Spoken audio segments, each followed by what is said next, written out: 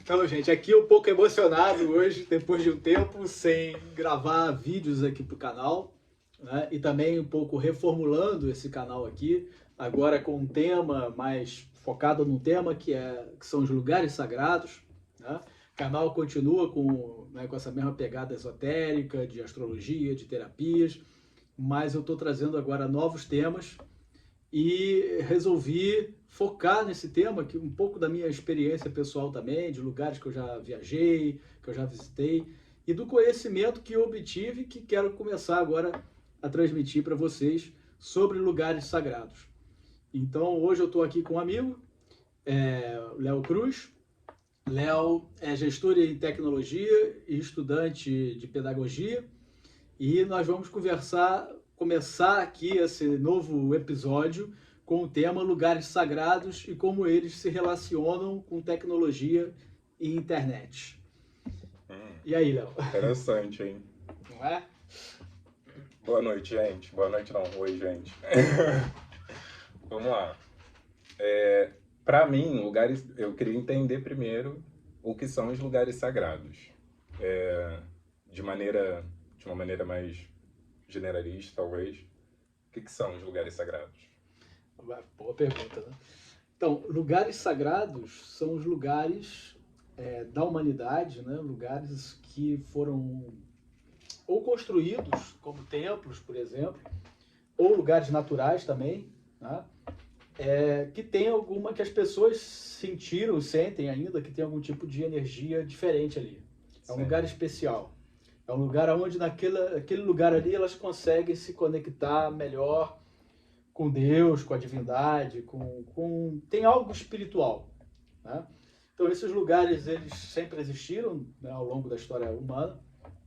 Claro que dependendo da cultura, dependendo da religião, né, que você tinha predominante em determinada área ou da época, né, Sim. que a religião predominou, você vai ter esses templos dedicados a aquela religião ali, aquele deus ou deusa ou o que for, né, a cultura, né, a cultura que predomina. Mas são sempre lugares que têm o potencial de ajudar a elevar a consciência humana. Né? Então você tem tantos lugares que foram construídos, como eu falei, como templos, igrejas, círculos de pedra, labirintos, né? Tantas coisas, jardins, até mesmo castelos e palácios que foram construídos em lugares assim. E também tem lugares que estão em estado natural até hoje, né? Então você tem a montanha sagrada, né, de determinado povo, determinada cultura que considera que aquele lugar ali é sagrado. Uma montanha natural, né? Uma montanha que não tem templo, não tem nada construído lá. Né? Mas o lugar é considerado um lugar de energia. Então, por exemplo, aqui no Brasil, né, a maioria dos lugares sagrados que a gente tem, que eram sagrados para os povos indígenas, e são até hoje sagrados para os povos indígenas, são lugares que não tem um templo construído ali, não tem uma construção humana. Sim. Mas sempre tem uma referência a alguma coisa natural. Tipo, é uma pedra, é uma montanha, é uma cachoeira, uma água, qualquer coisa assim. Sim. Porque ali tem algum tipo de energia que vai te ajudar então a despertar a sua sensibilidade, sua consciência, e isso ajuda a se conectar com o divino. Entendi. Então, um lugar sagrado ele pode ou não ter sido construído por alguém. Porque toda a natureza é sagrada, na verdade, Sim. né? Mas... Então, um lugar sagrado não necessariamente é um lugar que foi construído pelo homem. Necessariamente não, porque pode ser um lugar natural, né, como eu estava falando, que não teve ali a necessidade, né, ou aquela cultura ali não precisava de um templo. Sim. Ou definiu um templo, né, dessa maneira, né, natural. Apesar de que a construção do templo ele tem um propósito. O lugar em si já é sagrado quando o templo é construído? O lugar em si já é sagrado.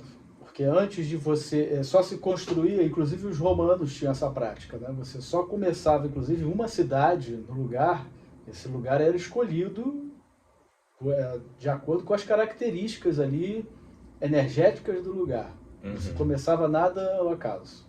Sempre tinha um propósito, né? Sempre tinha propósito. E mesmo uma cidade começava com a construção do templo, do lugar sagrado. Normalmente as cidades começavam em volta do lugar sagrado. Sim. E isso é legal, porque a gente trouxe isso com a colonização portuguesa, inclusive para o Brasil. Tem Né? aspectos. Toda cidade é construída ao redor de uma igreja, né? Tem Então, aspectos, exatamente. é bem interessante. Isso tem um propósito, né? Porque quando você constrói em volta do lugar sagrado, o que acontece? A questão de ressonância. Sim. Então você tem o templo ali, como o templo é sagrado, né? Mas o que está ao redor do templo, então tem essa energia em volta, né? Aquela célula em volta, né? Todo aquele território em volta ali também é sagrado, considerado como lugar sagrado. Então, assim, as pessoas estavam sempre vivendo ao redor de templos porque estavam vivendo dentro de um território sagrado, que ali tinha regras específicas, tinha leis para você viver ali, né, e respeito. Legal. Então, você estava sempre vivendo, considerando o lugar que você vive como um espaço sagrado. Sim. Eu fiz automaticamente essa conexão. Eu vi, foi fantástico. E aí, para eu entrar na minha banda, né? Como é que a gente define, então, a internet nesse contexto de lugar? É ou não é um lugar a internet? É a resposta filosófica da coisa aí, porque não sei, a internet é ou não é um lugar? Eu acho que, na verdade, essa pergunta é para nós dois, né? Acho que nós dois, cada um vai ter um ponto de vista, provavelmente, ou a gente vai complementar nosso ponto de vista, mas eu acho que de fato, depende de quem vai responder a pergunta, eu acho. Você não acha? A internet como um lugar físico, não, né? Porque não faz sentido a internet um lugar físico. Mas pode ser um lugar virtual, né? Você ter lugares virtuais dentro da internet. Sim. Eu vejo a internet, assim, é muito louco o olhar a internet como lugar, né? O lugar porque a gente acessa a internet navegando, né? A gente navega, a gente tem um navegador para navegar na internet. Então, uma navegação, ela sempre te leva a algum lugar, né? Então, quando você navega, você não está navegando para ficar à deriva, você está navegando para ir a algum lugar. Então, quando você coloca um endereço ali, você está indo para um endereço. É interessante, isso tem endereço, né? Então, os sites têm endereço. Sim. Qual o seu endereço de e-mail? Qual o seu endereço website? Né? Então, há locais na internet, né? Se eles são sagrados ou não, é o ponto, talvez. São locais virtuais, no caso, né? Porque a gente está falando de um mundo virtual. Sim. Mas que tem endereço. Tem Você precisa desse endereço para chegar em algum lugar. Para chegar em algum lugar. Como uma coordenada de um templo. Boa pegada. Né? Como uma coordenada de um templo. Como uma coordenada de um templo. E a internet toda está coordenada, né, dessa maneira. Então, eu tenho, né, você tem um endereço IP que só você tem e eu consigo te achar só com esse endereço IP. E eu tenho um endereço IP que você vai conseguir me achar com esse endereço IP. Que o IP nada mais é uma quantidade de números específicos como um CPF, só que é online. Então, cada vez que o seu celular tem um IP. E esse IP, ele é um lugar, porque eu acesso esse lugar, né? Você consegue acessar virtualmente, inclusive. Quando você coloca no seu celular, o iPhone, por exemplo, tem a opção Me Encontre. Como que você vai encontrar o celular? Só vai encontrar porque você permite isso dentro do celular. E ele como lugar, porque você vê a localização do celular, né, num endereço. E ele próprio como endereço. Então deixa eu ver se eu entendi. O IP, na verdade, que é o endereço de um site, o endereço de um celular, uma máquina, né? Um endereço virtual. É um endereço virtual de uma máquina. Significa assim, quando o IP do meu site é porque assim, você está indo, na verdade, para um determinado computador em algum lugar do mundo que está hospedando o meu site. Exatamente, você está indo para um lugar. Tudo na nuvem você vai para um lugar físico. Físico, né? Isso. Então, por que a gente chama de nuvem? A nuvem, ela é um lugar que ela você jamais perde seus dados, né? E isso é amplamente divulgado porque são servidores físicos muito grandes, espalhados no mundo inteiro e que dividem a sua informação. Então, a sua informação não está centralizada no servidor dentro do Brasil. A sua informação está dividida entre vários servidores no mundo todo. Então, se der merda, se der problema em um servidor, outros servidores vão ter essa informação para te fornecer. Isso a gente chama de... tem um nome específico, não vou conseguir lembrar agora, mas redundância. Redundância. Quando você tem redundância de dados, você prevê que aquele dado nunca vai se perder. Porque você tem vários acessos aí. Eu tenho os mesmos dados em vários lugares. Computadores. Exatamente. Fisicamente. Então, quando você acessa isso, pode estar acessando o servidor muito perto da sua casa, como você pode estar acessando o servidor do Japão. Mas isso não vai fazer diferença para você, né? Para acessar esses dados. Isso depende, obviamente, de algumas questões, como latência, enfim, a sua internet, a sua velocidade de internet, mas geralmente seus dados eles vão estar... a nuvem, ela é essa hiperdivisão de dados, hipercompartilhamento de dados em servidores globais, né? Então, é impossível que seus dados sejam perdidos se um servidor desse explodir, a não ser que seja concomitante. Todo mundo exploda ao mesmo tempo os servidores e aí não tem nuvem. Então, a nuvem ela não é permanente, mas ela é permanente enquanto toda a estrutura, enquanto pelo menos uma estrutura estiver funcionando, entendeu? Entendi. E aí a gente volta para o lugar, né? Que lugar é esse? Não, é interessante tudo isso que você está falando, porque apesar de ser virtual, eu acho que não pensa nisso, a gente está muito acostumado, ficamos muito acostumados com a coisa da nuvem, do virtual, do Wi-Fi, né, do Wi-Fi, mas tudo isso tem que ter um lugar físico, né? Tem que ter um provedor, tem que ter um computador, tem que ter um... Né? E gente também operando por trás disso. Né? Muita gente.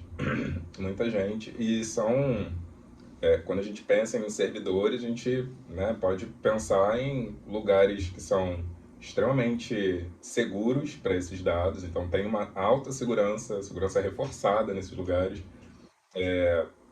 A invasão desses servidores é uma parada extremamente difícil. Você nunca ouviu falar que teve uma invasão na nuvem, né? Não existe uma invasão na nuvem. Mas existe uma invasão em um servidor, né? E o servidor é a nuvem. Porque você pode ter um servidor de nuvem no seu celular. Quando você tem o OneDrive, quando você tem o Google Drive... é um servidor na nuvem, né? E você usa um pedaço desse servidor na nuvem. O Google Drive ele te dá 15 GB quando você tem uma conta gratuita lá no Gmail. E aí você está usando um espaço lógico.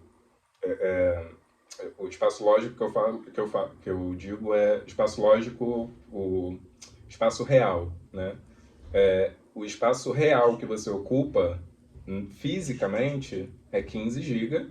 Mas para a nuvem isso é indiferente. Para a quantidade de informação que eu consigo armazenar na nuvem é indiferente. Então, por isso que todos esses OneDrive, Google Drive, todos esses drives que são gratuitos, OneBox, eles te oferecem uma quantidade limitada ali, gratuita, né? Porque 15 GB é nada perto da quantidade, da capacidade que há. E só uma curiosidade, eu posso confirmar depois, mas... a gente gera por dia, atualmente, a mesma quantidade de dados que a gente já gerou em todos os anos que a gente tem de humanidade. Uau! Então, diariamente. Isso significa que, em relação a dados, vídeos, fotos, postagem, tudo que a gente faz na internet, pedido no iFood, tudo é dado, né? E a gente não pensa nisso como dado, né? Tudo é dado. Uma inteligência artificial, não inteligência artificial, mas uma inteligência das coisas que você tem em casa, né? Inteligência das coisas, internet das coisas, desculpa. A internet das coisas, ela basicamente vai te ajudar a desligar a luz, a ligar a televisão, a colocar Você a vai saber o que você tem na com geladeira. com a Alexa. Você basicamente conversa com a Alexa e organiza a sua casa, bota a temperatura que você quer, liga a luz que você... Enfim, só que tudo isso gera dado, né? Tudo isso é dado e são cada vez mais dados. Então, atualmente a gente tem uma demanda altíssima no mercado de tecnologia por analista de Big Data, que é o cara que trabalha com esses dados. Big Data são grandes dados. A gente tem grandes dados, muitos grandes dados, né? Interessante o que você está falando, porque eu estou aqui pensando aqui um pouco na questão, claro, da antiguidade, da construção desses lugares sagrados. E hoje a gente sabe, por diversos estudos e pesquisas, né, que vários desses lugares sagrados estavam conectados. Então você vê coisas acontecendo, né, na história humana, do tipo assim, tem uma pirâmide construída lá no Egito, e aqui na América Latina os povos aqui também construíram pirâmides. Sim. América Latina Central, né? Então como é que aquela tecnologia lá, aquela ideia de construir pirâmide lá veio parar aqui, né? Num mundo em que você não tinha internet. Sim. Então isso um mistério ainda, né? Assim, mas tem estudos sobre isso, né? Pesquisas, teorias, inclusive do inconsciente coletivo humano, né? Que já é essa internet coletiva da humanidade que está num plano, que está numa nuvem, né? Que a gente acaba acessando de alguma maneira. Então parece que é mais ou menos assim, parece que isso sempre existiu, na verdade, e que agora a gente está trazendo, porque a gente tem tecnologia para isso, para o mundo físico, né? Uma das coisas. Mas que é muito interessante isso, né? Se a gente pensar um templo como um grande computador, né, de energia, né, que armazena dados, que armazena energia, porque energia de certa forma, dados também, são frequências, são ondas, são... Você tem uma série de energia, porque quando a gente fala energia dentro de um contexto esotérico, é muito comum a pessoa pensar assim, tem uma energia. Energia calculável. Tem uma energia, mas aí que energia é essa? Mas aí quando você começa a estudar e começa a ver, é uma série de energias. Mas você acha que... Você tem tipos de energias diferentes, você tem qualidades de energia diferentes, e que isso daí vai se somando, né, para poder dar um quantum ali, para poder dar uma... Como é que eu não sei a palavra correta que se usaria em informática, né? Mas você tem ali uma quantidade de energia X, que é o que a gente chama de energia, porque virou uma palavra genérica, né? Para você falar que ali tem alguma coisa extra. Mas as energias, no caso esotérico, as energias são calculáveis? Então, pela ciência atualmente não. Não, mas enquanto esotérico, você vê a energia sendo possível de ser calculada? Então, aí a gente entra numa questão filosófica subjetiva.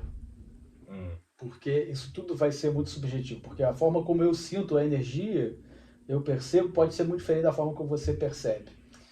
Mas, se falando, por exemplo, de lugares sagrados, de construção de templos e tal, você tem algumas condições, né, energéticas que elas vão ser praticamente iguais em todos os templos.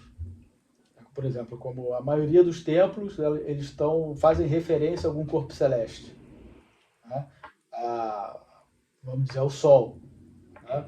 Então você tem ali sempre mais ou menos uma mesma medida, né, da quantidade de luz, da questão da luz, do uso da energia solar para alimentar, que é uma das energias que estão relacionadas à construção dos templos, né, dos lugares sagrados, de uma maneira geral, mas principalmente dos templos. Então você tinha essa medição do Sol. Sim. Você tinha que saber posicionar o templo em relação ao Sol, né? Então, tinha um cálculo astronômico. Tinha um cálculo, imagina, quase perfeito, né, para você poder saber ali, dependendo da latitude, né, que você estava, da latitude, longitude. Então você fala, bom, nós estamos falando já de 3, 4 mil anos atrás, quando você começa a ver esses templos sendo construídos, que já se tinha isso. Já tinha essas medidas, esses cálculos e tudo isso. Então, quer dizer, a tecnologia para calcular essa energia já existia. Né? E quando a gente estuda isso mais a fundo, você vai ver que cada templo, na verdade, e tem templos específicos para com determinadas funções, que já se tinha assim um cálculo de onde que eles queriam chegar, de onde que os construtores ali que fizeram aquela obra, o que eles queriam impactar e o que eles queriam gerar nas pessoas, né, que frequentavam o templo, porque o templo é feito para as pessoas frequentarem, né? Sim. Então já tinha assim. Agora, mensurar isso é uma coisa subjetiva, né? Porque a gente não tem, ou até tem a tecnologia, mas não se aplica, ou não se estuda, ou agora a ciência talvez que começa a se interessar por algumas coisas.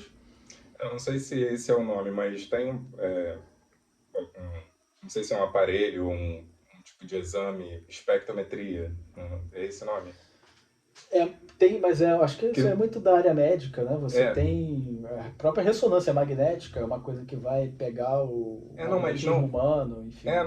Mas eu usei só mesmo para te perguntar se existe de alguma maneira existe algum estudo ou existe alguma máquina que faça isso esotericamente? Eu desconheço. Ok. Existe uma máquina que se coloca em dúvida a capacidade dela, né? Mas que é amplamente usado no meio esotérico, divulgado, tal, que foi inventado por uns russos já há bastante tempo atrás, umas décadas atrás, que é a fotokirlia. A fotokirlia é uma máquina fotográfica que você coloca lá a mão lá e ela tira uma foto Kirlian da sua mão, que é uma foto que mostra o campo de energia da mão. Uhum. Tá? E é muito interessante, gera fotos muito bonitas. Existe uma explicação para isso, como é que isso funciona e tal. Mas a gente vive um pouco da coisa hoje que eu chamaria um pouco da imposição da ciência, né? Uhum. Então a Ceticismo ciência científico. é o ceticismo científico, em que a ciência hoje é que diz o que é verdade ou o que não é verdade, e você acaba tendo que... Então todas essas coisas que não foram devidamente estudadas, que não foram ainda aprofundadas, né, acaba virando pseudociência. Uhum. Né? Entendi. Então você acaba entrando numa área ali, é pseudociência, mas pseudociência porque acho que ainda não foi feito um estudo ali, desenvolvido a coisa e pensado. Claro, porque como a gente vai tendo hoje cada vez mais níveis de informações, né? Porque a própria ciência está se desenvolvendo ainda, e hoje ela pode falar que ela dizia há 2 semanas atrás não é mais verdade, porque já foram feitas pesquisas que estão comprovando que aquilo dali ficou ultrapassado. Uhum. Não é que não sejam verdades, é que já foram ultrapassados, coisas que foram ultrapassadas. Né? E que hoje tem esse entendimento de uma maneira diferente, porque as pesquisas e a tecnologia mesmo, né, vai descobrindo novas coisas e aí você vai tendo novas respostas. Sim. Então é uma coisa que vai evoluindo. Né? Eu vejo isso um pouco... Tem um pouco assim hoje sinto um pouco de perigo nessa coisa da ciência. Algumas pessoas talvez colocam tudo como se não é científico, não tem base científica, então não serve. Porque senão a filosofia não serviria mais, porque filosofia é totalmente filosófico, totalmente subjetivo, né? Sim. Não é calculável. Então o esoterismo também é uma ciência esotérica, é uma ciência... se dá para fazer uma pesquisa esotérica, você vai ter sempre o mesmo resultado? Não, porque é subjetivo. Sim. Então é muito mais para o lado da filosofia, né, que devia ser chamado de filosofia, né, esotérica, como eu acho mais certo, né, porque você falar em ciência. Mas talvez o próprio meio esotérico tenha uma necessidade de se provar, de querer fundamentar a coisa, e fica muitas vezes indo para a ciência. Tentando provar teorias. Provar o que é subjetivo. Se é subjetivo, né, não tem como você provar. Para mim, eu vejo muito exatamente isso, esse conflito das pessoas sobre a ciência, quando a religião ou a fé, o esoterismo, eles são usados como uma espécie de muleta, né, de algumas pessoas que é aquele lugar que eu vou quando eu preciso de alguma coisa, ou quando eu quero pedir alguma coisa. E que talvez se conecte ao que a gente está trazendo aqui, que é esse lugar da tecnologia, né? Que as pessoas vão para a internet, por exemplo, para o Instagram, quando elas precisam de alguma coisa, essa atenção que você fala, né? E aí, será que as pessoas não estão transferindo a fé delas para o Instagram? Eu acho que você me fez uma pergunta agora de prova, né?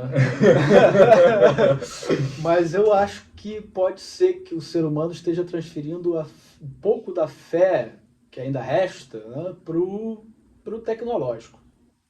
Então eu tenho fé porque parece que a tecnologia de repente vai resolver todos os nossos problemas. Sim. Né? Então você tirou a fé, porque o problema não é a fé, né? O problema é o dogma. Sim. Né? Então antes o dogma era de uma religião. A religião dizia o que era verdade ou não. Hoje a tecnologia, a ciência diz o que é verdade ou não. Uhum. Sim. Se não for cientificamente provado, então lugares sagrados funcionam ou não funcionam? Aí você começa, a astrologia funciona ou não funciona? Isso aqui tem validade ou não tem validade? Porque tudo começa a ser questionado. Não acho problema nenhum questionar, acho muito bom questionar.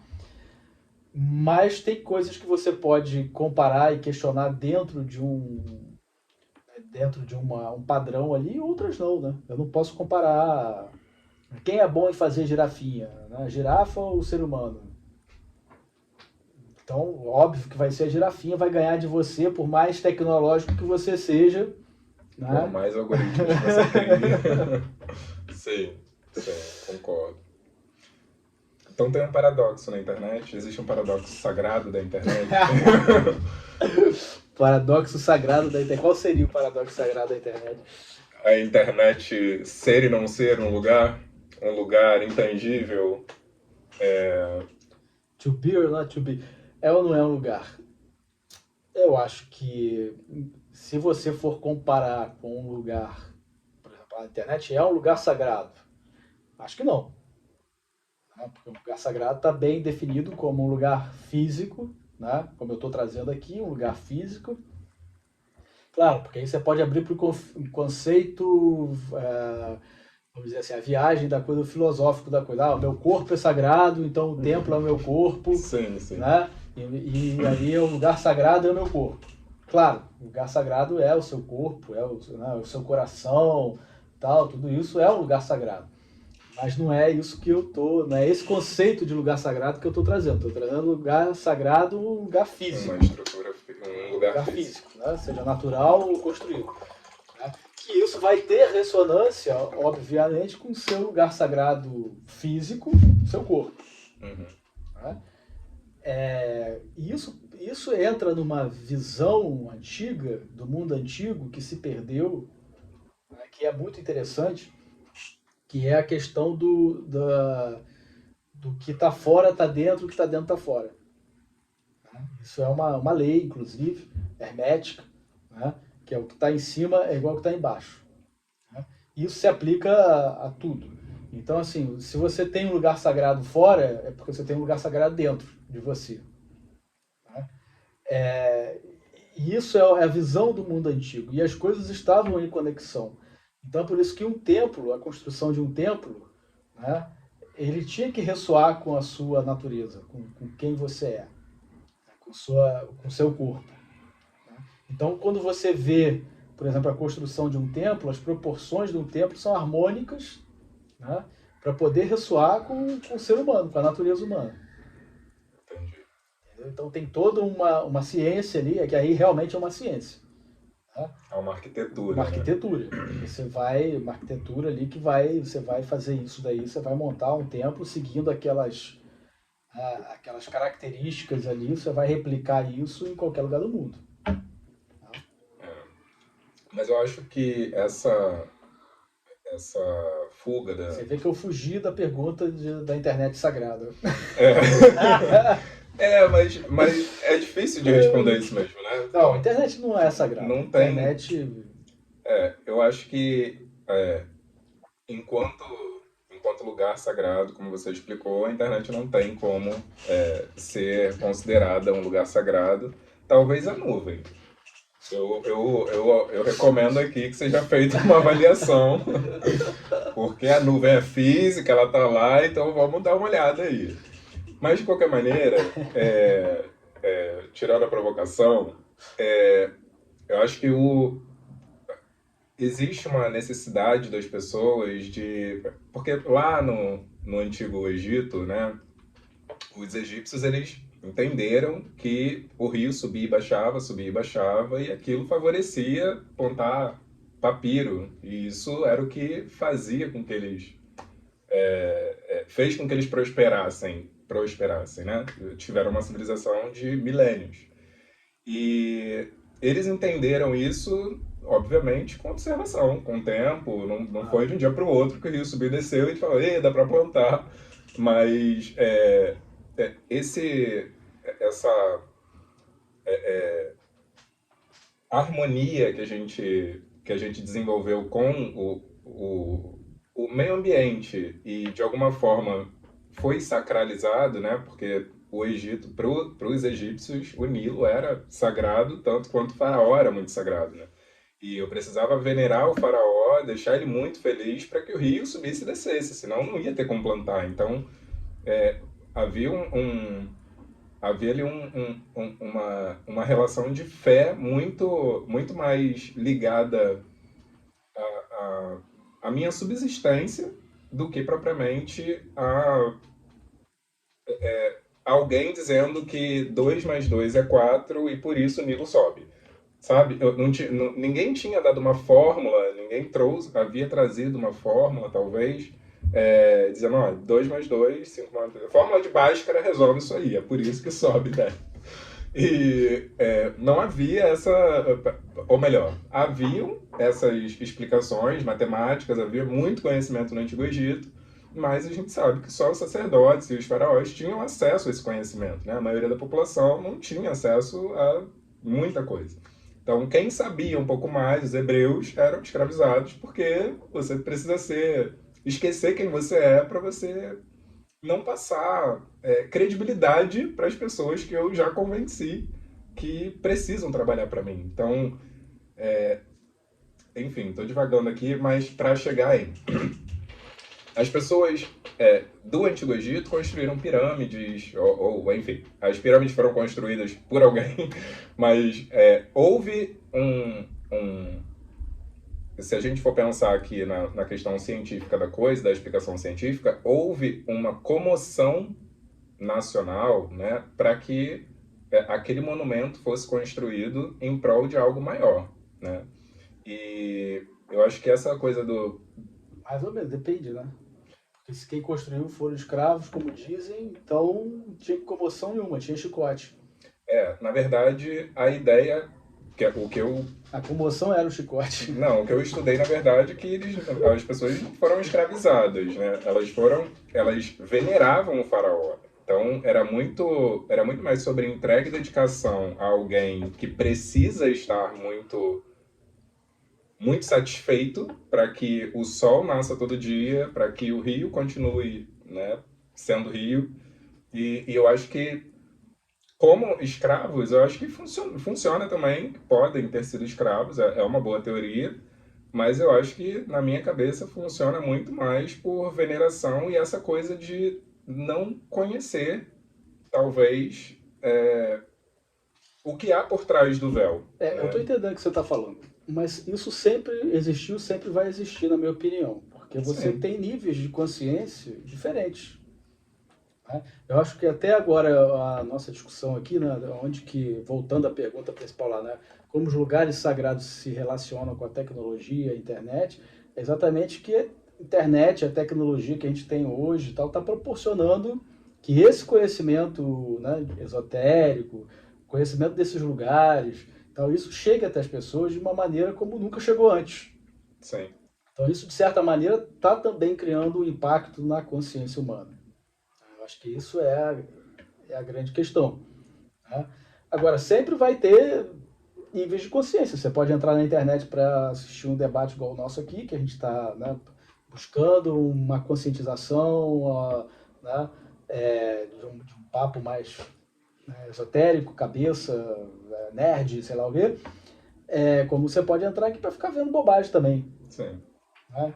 E a maioria talvez entre para ver bobagem. Então, como é que você vai trazer, de repente, essas pessoas para construir uma coisa coletiva mais coisa? Você vai ter que criar que eu acho que é muito disso que rolou também na humanidade, né? Os sábios, as pessoas que tinham mais os faraós da vida, sei lá, precisavam ali, de repente, manipular mesmo a massa. Então, olha, se não me agradar, né, vai, sei lá, o rio não vai encher. E as pessoas, O sol não vai nascer. o sol não vai nascer. As pessoas eram levadas a isso, talvez, para você poder mover uma consciência, não é muito humano, mas, puxa, né? Tem níveis de consciência diferentes, né? Sim. Só você vê o interesse das pessoas, né? É. A qualidade de coisas que elas buscam, de você, como trabalha com pesquisa, você deve ver isso muito bem. Sim. Que é muito mais fácil para você entender isso, o que as pessoas estão querendo e estão buscando, né? Do que o que eu estou oferecendo aqui com qualidade, porém não é do interesse das pessoas. Ou seja, se eu faço um vídeo aqui de sacanagem, é muito mais fácil ter visualização do que um vídeo papo cabeça. Né? E eu acho que isso também é muito sobre o lugar que as pessoas, de alguma maneira, se colocam, né? De que na internet eu quero ter lazer.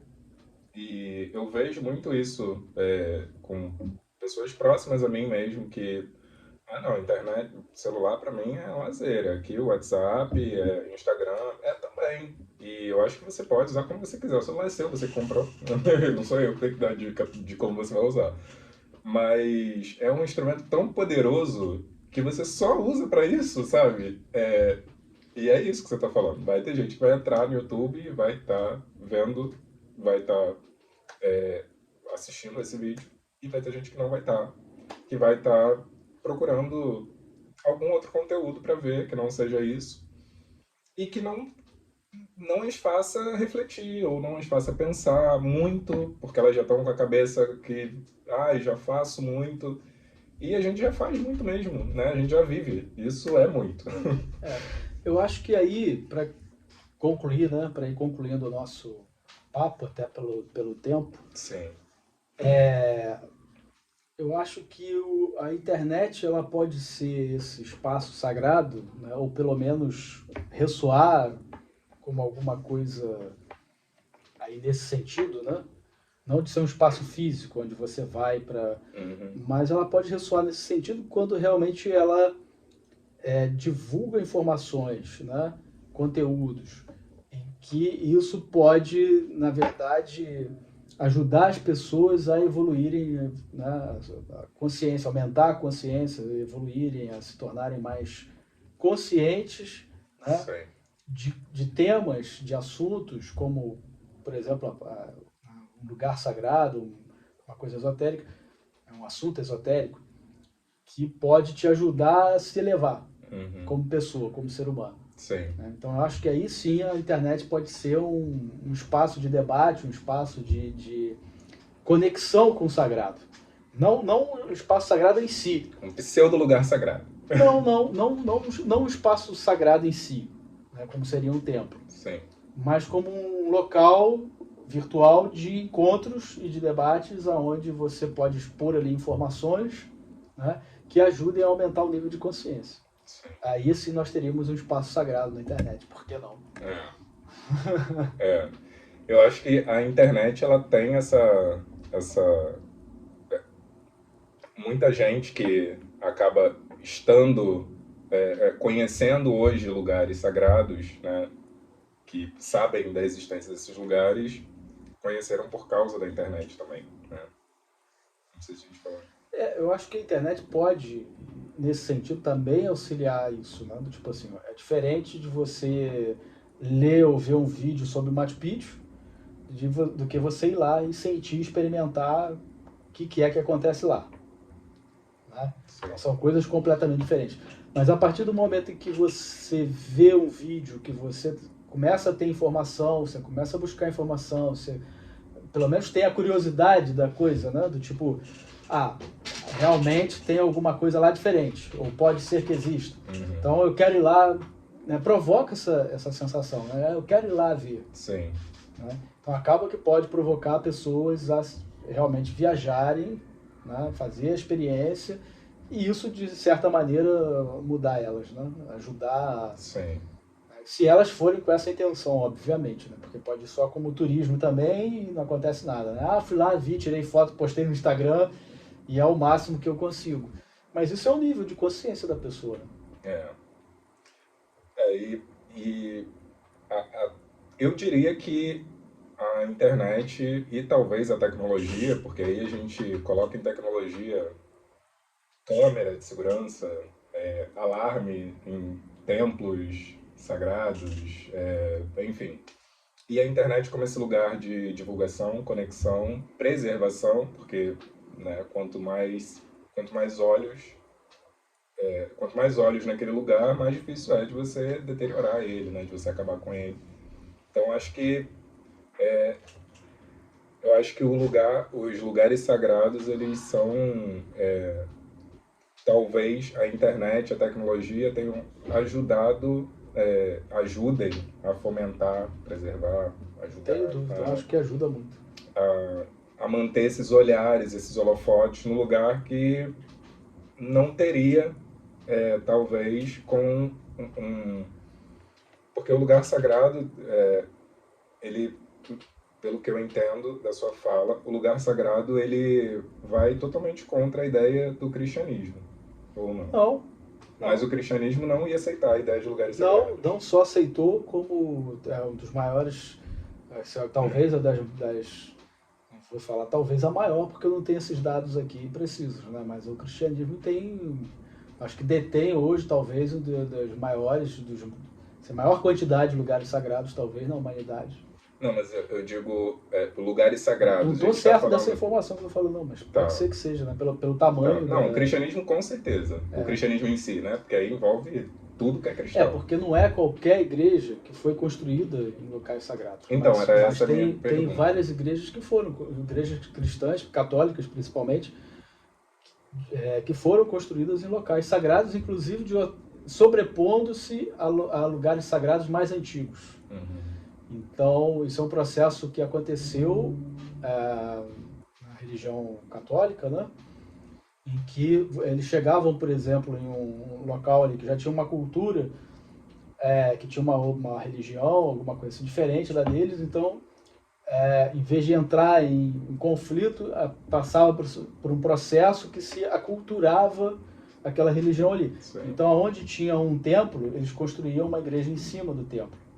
Às vezes até aproveitando, mas não era por acaso também, porque ali sabia-se que ali tinha energia, né? Uhum. Uma das religiões mais esotéricas talvez seja a religião católica, porque passou por muito tempo, por muitos séculos, você teve uma linha esotérica muito forte dentro, que influenciou muito a religião. Sim. A construção foi construída através disso, né? Foi construída através de elementos no núcleo, né?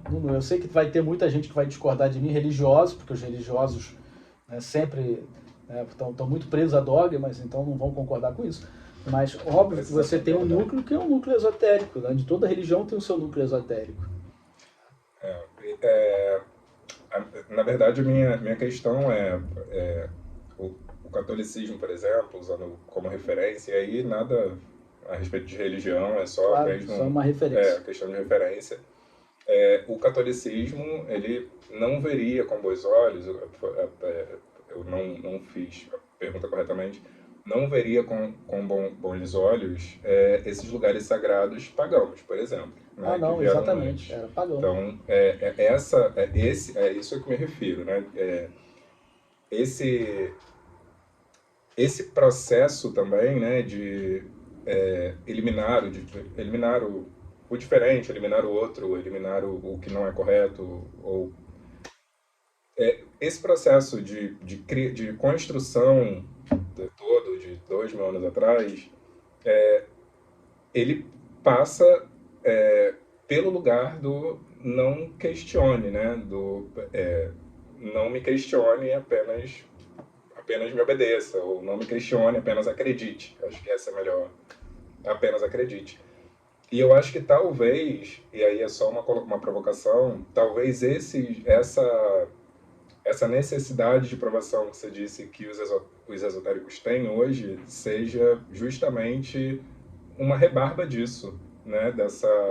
Talvez essa coisa de se mostrar tão, não tão, mas se provar. Pode ser, mas é uma validação, porque o que você está me falando é assim, né?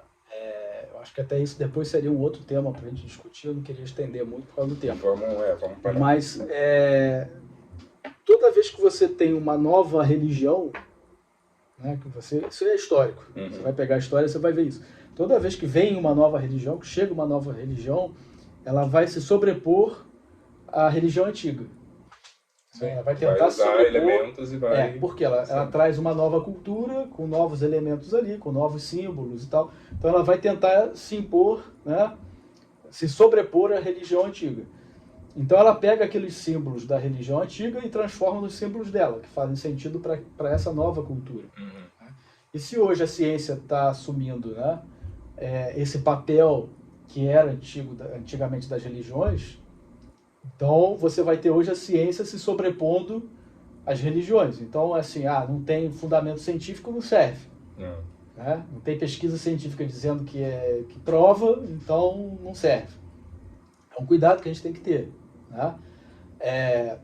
Então, o que acontece? Eu acho que muita gente que quer tentar validar aquilo que acredita, né, vai tentar achar qualquer resquício ali de estudo científico, Sim. qualquer coisa que diga, não, gente, aqui a física quântica diz que a pessoa nunca leu sobre física quântica, não sabe o que é física quântica, mas vai falar, não, mas a física quântica diz porque eu vi que fulano disse, que Beltrano disse, que eu li o livro, que... A física quântica, o que é física quântica? Eu não faço ideia. Né? Então, isso acontece muito. Sim. Em todas as áreas. Você quer justificar alguma maneira, achar alguma maneira de dizer, não, isso aqui que eu acredito é válido. Né? Mas por quê? Porque você tem hoje uma sobreposição da ciência, né, em cima da religião. Sim. Tá? A gente está vendo isso acontecer. Isso aconteceu já há alguns... Agora, o perigo é o quê? Que a ciência se torne a nova religião. Então ela dite a verdade. Mas meio que já se tornou, né? Se você... Depende de como você encara. Mas não, depende de onde... Depende se você tem um CPF ou não. Se você tiver, ela é. Então aí você não pode questionar a religião. Porque era como nas religiões antigamente. Você não podia questionar a religião. A fé. A fé não pode ser questionada. O Papa não pode ser questionado. Né? Então qualquer coisa que você fale fora, você é questionado. Herege. Você está ali, você é um herege. Exatamente. Então hoje, se eu não falo uma linguagem científica e comprovo aqui que tem 200 testes comparados e pesquisas comparadas, então eu sou um herege, que eu sou um pseudocientista, sei lá o quê. Mas nem quero ser cientista, eu sou filósofo, estou aqui filosofando, debatendo uma coisa espiritual que não tem como comprovar. Pronto, e essa é a realidade. Giordano Bruno que o diga. Na próxima a gente fala Giordano Bruno. Né?